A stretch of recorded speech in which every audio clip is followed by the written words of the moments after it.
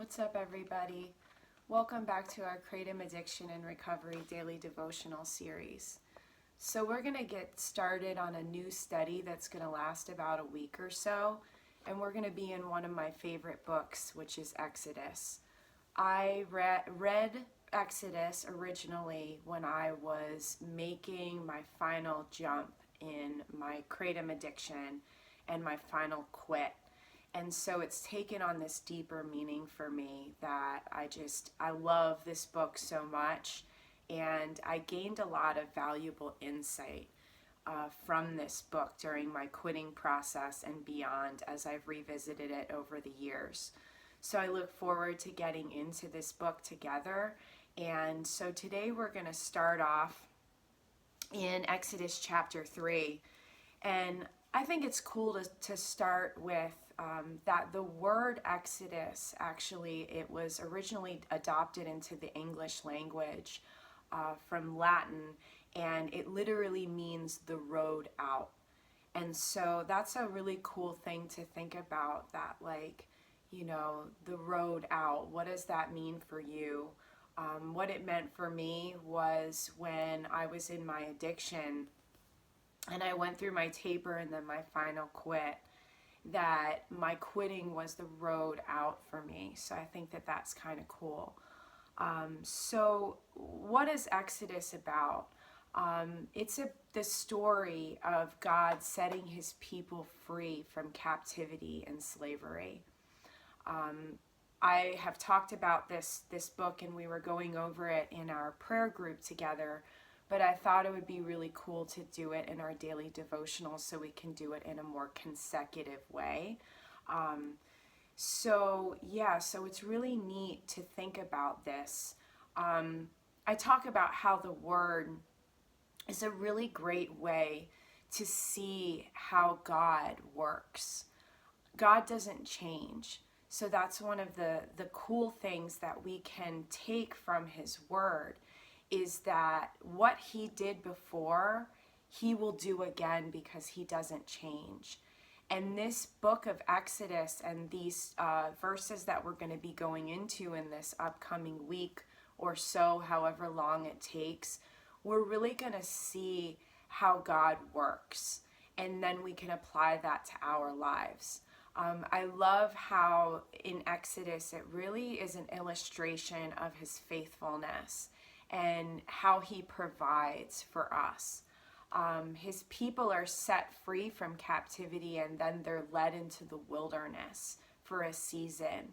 And I've talked about this quite a bit here on this channel. And as we come out of our study in Ecclesiastes, where we're talking about seasons, it's really interesting to go into this one next, because with the idea of seasons still fresh in our minds, we can go into Exodus.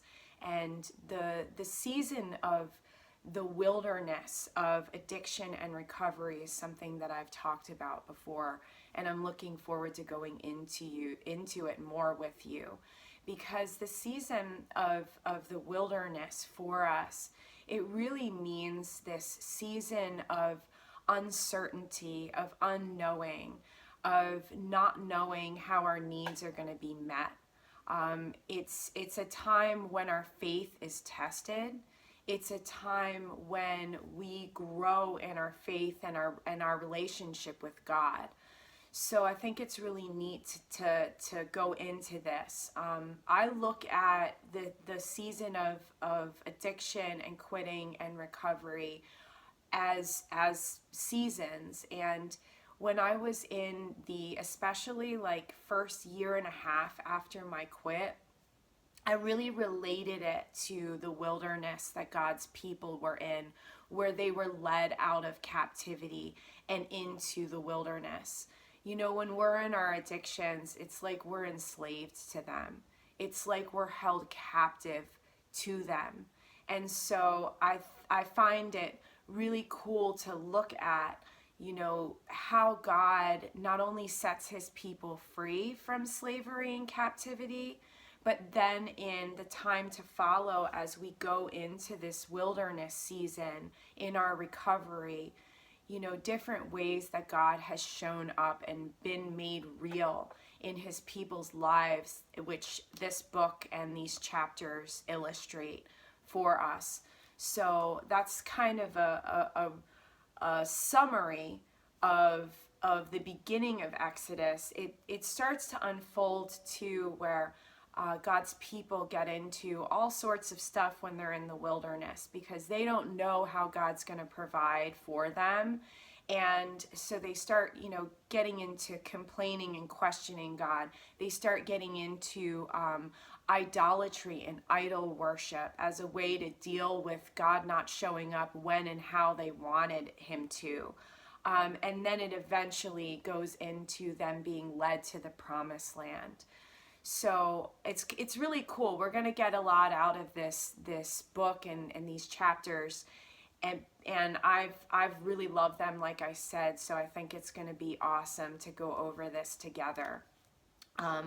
So we're going to start off, and just so you know, we're not going to go through every chapter, every verse. That would take us probably a month or longer. So we're just going to go to like key points, and we're really going to dig into these and think about them and pray on them and meditate on them day to day. Sometimes maybe we'll spend a couple days in a verse or in a concept that's based on a couple verses. So we're just going to go with the flow, which is going to be really cool about our daily devotionals. So we're going to start off in Exodus chapter 3, verse 17, where God says, "And I have said, I will bring you up out of affliction and unto the promised land, flowing with milk and honey." So God says this to his people while they're still in captivity. And I love that like lyrical imagery of the promised land that's flowing with milk and honey, and how God brings us up out of our affliction and leads us into this promised land that's flowing with milk and honey. That's such a beautiful like way to describe it. Milk and honey, what does that mean? To me, it means abundance. To me, it means freedom. To me, it means sweet beauty and richness. And the promised land for me has been getting to the latter parts of my sobriety, where I have been set free from the captivity and the enslavement of my kratom addiction. And it's been a long process. I tell you guys, I'm going to be straight up with you. I'm not trying to scare you or sugarcoat anything. It was a long process for me. I spent a solid year and a half in the hard parts of my recovery. And then I spent a year in this really hardcore rebuilding process of my recovery, rebuilding my mind, my body, my life after what I had lost to my kratom addiction. So the promised land has been for me, as I'm going on 3 years kratom free in about a month, that in this especially past year, it's been incredible. Are things perfect? No. I say this all the time. Do I not have challenges? No. Do I not make mistakes? No. But the way that I'm able to handle everything in life, the way that I'm able to wake up and not have to need to dose with kratom to feel better, this is the promised land for me. But where a lot of us are is that we are still enslaved. We are still, as this verse says, we are still in affliction, and we have not been brought up out of that. And so today I'm doing just kind of an overview of everything, but I want to bring in our focus to our captivity, our enslavement to kratom. And when I was in my addiction, I talk about this all the time too, that I had to, at my worst, dose every 3 to 4 hours. And my health completely deteriorated, my mental state completely deteriorated, and I was truly enslaved to kratom. Kratom has this really sneaky way of working where The more that you take, the worse that you feel, but the more that you need it. And for a lot of us, our tolerance is raised as we're taking kratom. And there's also a lot of other things that are going on in our lives. I was dealing with a chronic pain condition. I was dealing with the grief, navigating the grief of losing two close family members, which I've gone into before as well. So that created this kind of like, pressure cooker sort of thing, so that when I got that first relief from kratom, where I felt like all was right with the world, it took away my physical pain, it took away my mental and my emotional pain, then it started this process for me where I started to slowly but surely take more and more and more and more as my tolerance would raise. So as things got into like probably the first into the second year of my addiction, I was already taking upwards to probably 30 grams a day at that point. I was at 40 to 60 grams per day at my highest and at my worst. And so as my doses increased, the worse that I felt and the more that I needed it, the more intense the withdrawals were as my doses would wear off, and I started to need to take them closer and closer together. And that's also one of the sneaky things about kratom, is that the larger doses don't help anything, and you start getting into this like territory of like a really sedative, really depressant sort of quality that it takes on. And I've actually heard somebody refer to it as, and I think that this is really interesting, and I'm thinking about doing a video completely on it. But they refer to it as kratom psychosis, where when you start getting up into really large amounts, it really whacks out your mind. It really caused me to hyperfixate on everything negative, on everything that everybody else was doing, and everything that was wrong with the world, on everything that was going on around me. It was their fault, not mine. It was something else's fault, not mine. And I did. It was literally no other way to put it than it was like a kratom psychosis, where I was not able to see clearly or think clearly about anything. And so I was completely enslaved. And it got to about my second year, which I've known people who have been on kratom for 10 plus years, and I just can't imagine it. But I got into this second year, and because I was taking so much and because the decline for me was so rapid, I found myself in this place where I was completely enslaved. I put my whole life on hold. I stopped working. Thank God my son was old enough to take care of himself at that point, and he had his own life to live and his own things going on. Because if I had younger kids, I don't know how I would have managed it. But everything was like literally put on hold. My marriage suffered, my relationship suffered when I was in this captivity. And so when we're looking at this part of our study of like, how are we held captive to our addictions? What is going on in our lives that is keeping us enslaved right now to this addiction?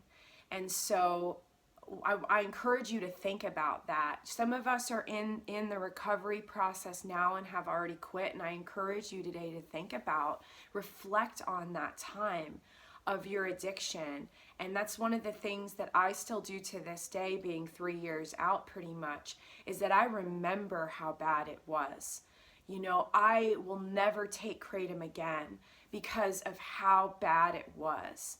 And so I don't like to hyper fixate on all negative stuff all the time, but it's good to bring our attention and our awareness to why kratom didn't work for us, or why it's not working for us, and what ways it has us enslaved. And then the other side of this that I'd like to encourage us to think about too is that God will bring us up out of our affliction, as this verse says. And I have said, I will bring you up out of affliction. That is so beautiful, and that perfectly illustrates what happened to me. where I did not know how I was going to get out of this addiction. I really had no idea. I knew nobody who was in kratom addiction. And so through my relationship with God and my seeking God and my going to him every single day in prayer and in thanksgiving and in praise, despite how hard it was, God brought me out of this affliction. And so I encourage you to go to God today, wherever you're at. Even if you don't know him and you question who he is, there's nothing wrong with asking God who he is and for him to reveal himself to you. So I encourage you to go to God today and to call out and cry out to him and to ask him to bring you out of your affliction and unto the promised land flowing with milk and honey. I ask you sometimes in our one-on-ones, those of you who do that with me, what would your life look like? When you're out of your addiction, what are some of your hopes and dreams that you have for your life? That when you're in your sobriety and that you're out of your addiction, what does your life look like? How do you look like?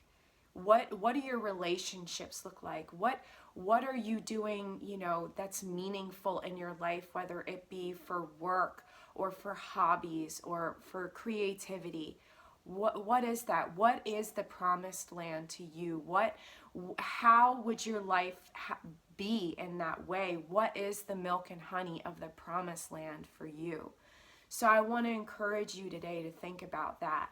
We've kind of gone over, like I said, the broad look about what we're going to be doing in the next week and a half or so, and we've kind of summarized Exodus in the summary that we went over, and we're starting off with this verse, and I'm encouraging you in this direction today to do these things, to think about your enslavement, and to think about God bringing you up out of that, and to go to him and to ask him.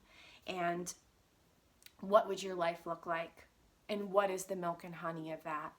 So I encourage you to let us know how you're doing in the comment section. I said in the last video that I was going to be done with these daily devotionals, but I've been completely inspired by you and by my time with the Lord. I know that I'm going to keep these going. It's best for me to keep these going. So I don't know for how long. It may be, I don't want to make any promises, but we're definitely going to be getting into it for as long as I can see for the foreseeable future. So let us know how you're doing in the comments, and I'll see you tomorrow. Bye.